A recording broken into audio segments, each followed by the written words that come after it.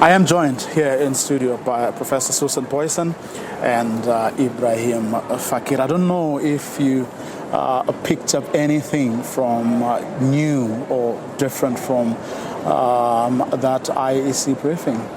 Fakir? Sorry, Booysen. I'm saying I don't know if you picked up anything from what the Commission says. They seem to be having, answers for everything that they were asked. They continue to defend, the operation and, of course, the management of this poll, and they keep on asking people to come forward if they are getting any new information about wrongs that may have been committed. Well, I did learn something new, and that is that there is a difference between an objection and a complaint. And the objection is if you ask me difficult questions, I can object. But if you really interfere with me, then then I can object. But if you don't smile, I can merely complain. So that's what I got from this. Second, that eThekwini is taking long to count because the auditors need to audit, and that's taking long. But Vuyo, I think on a serious note, I think they are on a bit of a high, and they feel that today they are in a position in which they can defend themselves because the HSRC's voter satisfaction survey shows that actually an overwhelming majority of voters actually had a good experience and didn't really have complaints. The thing that is being missed is what about those who didn't vote? Now, they may have no problems with the IEC, of course, but it is something that they need to contemplate, and I do think that they need to take some of the complaints, even though they're not objections yet, they should take them seriously. Prof, from your side? Yes. My experience is that these surveys, these exit polls that they do, are very technical, very superficial, very minor issues that really get explored there. And as Ebrahim also says, the problems that there are with the elections are substantive nature. They're hardly ever of processing once people are in there. So I'm not surprised that came out very positively. And as a general observation on the media briefings, several of them, quite a few of them, must have been 5, 6, 7 of them in the last few days. Very short. Yes, and there is, we haven't heard about a serious problem yet. One or two that may be serious, and then it's been said that those were not the IEC's responsibility, those criminal charges being laid at police stations, etc. We know conventionally the number of complaints there seem to be in this election are not exceptional. There are always a host of complaints, and sometimes pretty serious ones. We think back about 15, 20 years ago, I think there was huge allegations of supporters being bussed in of the ANC to come and vote against the IFP in KwaZulu-Natal. That was the fact that one would have needed about 100 buses to bring in that number of supporters. That complaint obviously didn't go anywhere, and in the end, parties generally agree to let things go if it does not make a substantive outcome, difference to the outcome that they're getting. Because that's one of the things that has to be demonstrated. And not like as we had in 2019, somebody complained that there was only one vote up behind his name and he knows his whole family of 5 had voted for him. That would not have made any difference when about 40,000 votes in a national election were needed in order to get a seat. So it's substantive issues and how material it really is that makes that kind of difference. And here, definitely a big impression is there was not a problem that was really too big to be dismissed. Something that made me wonder was from the afternoon IEC briefing, not this one, that just ended. Someone saying at some point when they did a review, like of the last election, there was an exercise, I think, at one academic institution, if I heard correctly. So where they asked people why they were insisting on a recount, threatening to take to court and so on. And among the answers was one that said, from the political parties, that is, was that we didn't expect to lose. You know? So we were shocked to a point where we were like, something must have gone wrong.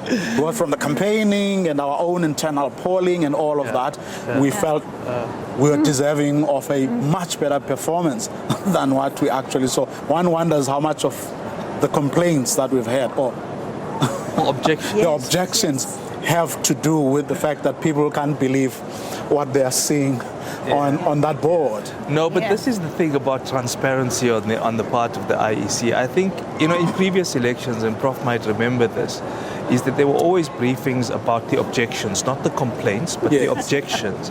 And then you would get a briefing on the nature and the character of the objection and what way is being sought to resolve it. Yes. And when there was a resolution, there would be a report. And that, I think, served to instill confidence. But just on your point, there was a party today apparently in Cape Town at the IEC Centre which objected to the fact that less than half of the people meant to vote voted, and therefore there was no quorum. And one can also think here how many people are utterly disappointed. There were 1,546 independents, and at some count this afternoon there were 40 who had actually won a seat, which is not bad. The disadvantage of given the fact, I know that, like, I mean, I remember reading one publication that said it was going. Monday was going to be Independence Day. Of course, that was not to be. But I mean, a lot of leaders, political party leaders, and where it wasn't the leader, it was senior officials of political parties came through today, and I guess for the first time we got to have a, shall we say, fairer sense, you know, of what political parties were thinking and what was preoccupying their minds, how they seeing the wins and losses we are seeing on the board, but also what their attitude is or might be towards perhaps perhaps the biggest issue of this election, which is the fact that we are going to have a record high number of hung councils and what they plan or hope to do about that. The ANC, of course, still maintaining, you know, that they still have the confidence, you know, and support of vast amounts of South Africans. I think the word is overwhelming majority. Well, and then we got bogged down in the whole. But what is 50%? What is under 50? Can you really call that But on the issue of their attitudes towards coalitions, I hope we're going to be able to play a soundbite from what Jesse Duarte had to say at that briefing in the afternoon, which started at 4 o'clock or thereabout. Let's just take a listen. The preliminary results indicate that we will have more hung councils than in the previous local elections. This will necessitate the need for coalitions or other forms of cooperation with other political formations. This is nothing new. We have done so since 1994. The ANC's approach to coalitions remain based on principle, not expediency, and guided by the spirit, mandate, and interest of the voters. We remain committed to building unity and fostering cooperation with formations committed to advance the building of a truly non-racist, non-sexist, united developmental local government. Regrettably, recent experience with a number of coalitions has not been positive. Most of these coalitions, which were led by the opposition, have been untidy, messy, and premised on gaining power as an end in itself. This has resulted in unstable and self-serving marriages of inconvenience. To avoid this type of political and administrative instability, the ANC will consider an approach with like-minded parties, including affirming the principle accepted in many countries that the party that receives the most votes in a given election should be afforded the first opportunity to form a coalition government. I want us to start with that very last point. Yes. You know, that the party that gets the highest number of votes, you know, which is a premise that the ANC is moving from, should be afforded the opportunity to form a coalition. Yes, I would say, Boyo, that is quite opportunistic, because there are quite a few places where the ANC is just being edged out of power. And in a way, if there is a sense of proportionality in that post-election coalition government, that would make sense.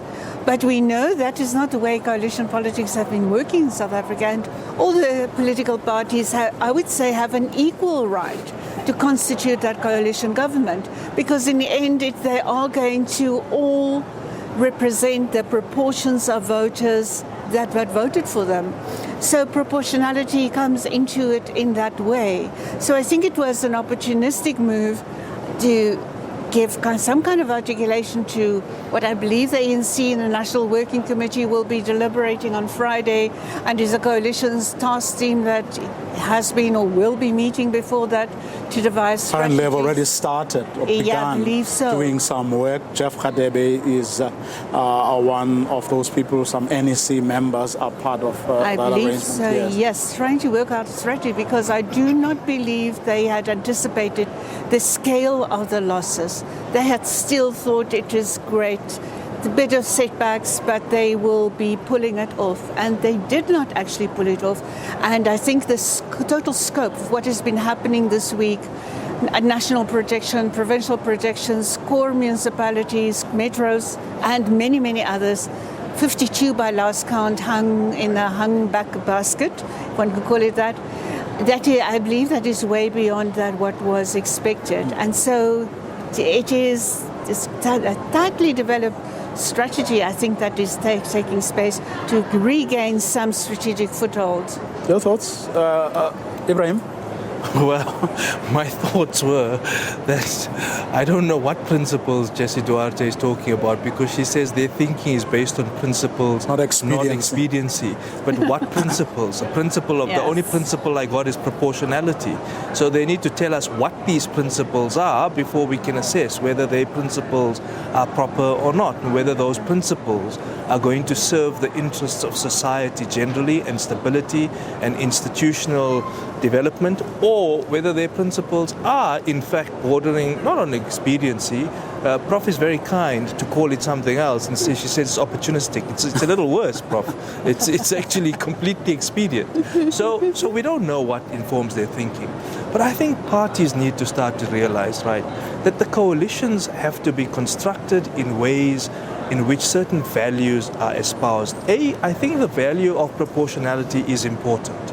And I think it would be nice to have these cooperative agreements in which everyone who gets a certain share above a certain threshold of support should somehow be accommodated and included. That's a nice value to have. The second value is place an emphasis on what your constituencies and how your constituencies will be served. In other words, what social dynamics are going to influence and determine who you go and work with and to what end. If they can explicate those, it helps everyone to think clearer. But I suspect that they will do exactly what Prof is suggesting, that they will go and do and make calculations which are entirely opportunistic.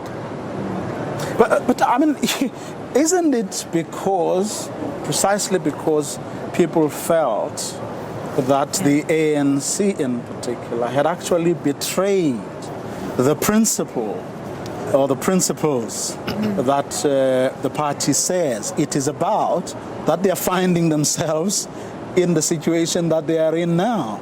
To a large extent, yes, those principles and practical politics, and doing things and implementing those policies that the ANC claims to have that are so very good. So it was really a huge sense of disappointment with not just those principles and how they were being implemented, but also with local government and how local government has been mismanaged, mal-designed and not corrected in good time, plus how the politicians have been acting it out, and how political parties have been mediating their direct interface with communities. And I think widespread, small scale from community to community, but rebellion against that mediation of interests and policies by political parties. As we see that coming through in this host of wonderful community-based corrective organizations want to correct what has been going wrong at level. We see it, I think, is a big rebellion really that's coming through. And those are things that the big political parties have to be taking care of. Now, apart from the person running the ANC currently, another leader Jesse Duarte should be. I mean, she is the acting Secretary General of the ANC, after all. Now, John Steenhuisen got an opportunity to address the nation's media for the first time. After Monday's poll today, and somewhere it was prompted by a question from a journalist, but then he got to have this opportunity to make an appraisal of his own performance. And I want us to take a listen to a bit of what he had to say about his leadership, and of course linked to that the party's performance in this election. When you look at the projected outcomes for all of the metros now across the country, the DA is going to grow and improve on those from 2019. The only one of the three major parties that's going to improve on its performance in the 2019 elections. Now, obviously, everyone here is comparing the 2016 election, and that is the right thing to do. But I think that you miss out on some of the trend analysis if you miss out on that trend point of putting the 2019 election result in there as well, because that then starts to show you that just how catastrophic the disaster the ANC is facing in South Africa, particularly in the metros. Don't know what to make of his statements. He thinks he has done well. He thinks he inherited problems, and he has done his damnness to deal with them. Well, I think the trouble is that it's true that he inherited problems, but the question is whether he resolved those problems that he inherited or actually entrenched them. And some would say that perhaps there was an entrenchment. I mean, the DA kind of is often inconsistent, incoherent in its approach, particularly on certain policy issues. Sometimes on the campaign, they've been that way. But I mean, in fairness, I think their performance is not as bad or as woeful as the ANC's is in comparative perspective, firstly, right? So secondly, I think he might believe that he's insulated from kind of probity the way Maimane was. Now, you're going to have people lapsing into this comparison. And of course, it's a fair one. But I was about to say, is it an unfair comparison? No, because, I mean, the guy had to It's not an unfair comparison, because the reality is that the DA was incoherent, and he did inherit that incoherence, and it's not unfair because one thing they did then was that they escalated the problem and made a mountain out of a molehill. I think there were other ways of them having resolved what happened in 2019, but nevertheless, he's done relatively well, I think, comparatively speaking. But we must also face the fact that they did get a bit of bad press, unnecessarily so. They were very unfairly covered, to be frank. unlike other parties. I mean, the ANC was ridiculed, the ANC was lampooned, justifiably so, but there was fair coverage of them saying, talking about their campaign messages around introducing a local government barometer, a new M&E system in monitoring this thing. They're moving towards a district development model. Forgive us, sorry, we made mistakes, we'll do better. All of those mundane messages got lots of coverage. The EFF almost got uncritical coverage, and the DA, without exception, was covered extremely negatively. Oh, interesting. Now, speaking of fair, unfair, criticisms, you look at how the ANC takes collective responsibility and how, which they repeated here today several times actually, that what an asset Cyril Ramaphosa was to the ANC in this campaign, without whom things would have even been worse. Yes. Now, one looks at how we then accept that in the case of the ANC, it's collective responsibility. But when it comes to the DA, we do say John Steenhuisen didn't lead his party, Isn't there a problem with that? Speaking of fair, unfair criticisms and... Well, there isn't. They don't claim to work as a collective. So, I mean, we can't hold them to that standard. But, shouldn't we hold them, responsible, even if they don't make the claim? Yes, I think the ANC gets away with a lot on the leadership front, not taking ultimate responsibility organizationally. And there's turnover, and then turnover with, in the case of Cyril Ramaphosa, that was largely because Cyril Ramaphosa was literally guaranteed to win the ANC by outright majority, the election that was pending in 2019. And he delivered that. But that was an individual who had to come in and rescue the ANC. ANC's own internal polling at the time had shown that if a Jacob Zuma or Jacob Zuma associate was running and leading the ANC through that election, it would not have been likely to get an outright majority in those elections. Do you agree? Absolutely. Quickly? I mean, Prof and I were on an SABC program for which we got lots of criticism and backlash for saying exactly that. And the truth is, the trajectory, which no one wants to face, the data is that the trajectory that was downward began in 2009. And since the 2009 national election, the trajectory for the ANC has been downward consistently every successive election since. There was a slight upblip in 2019. Well, but that wasn't to last. No, but sure. It did happen. The point we were making was that it was because of Ramaphosa, and that's what people were criticizing, because how could you potentially say that? Okay, we're going to leave it there for now and take it back to Tshepiso at Auckland Park. We will be back a little after top of the hour.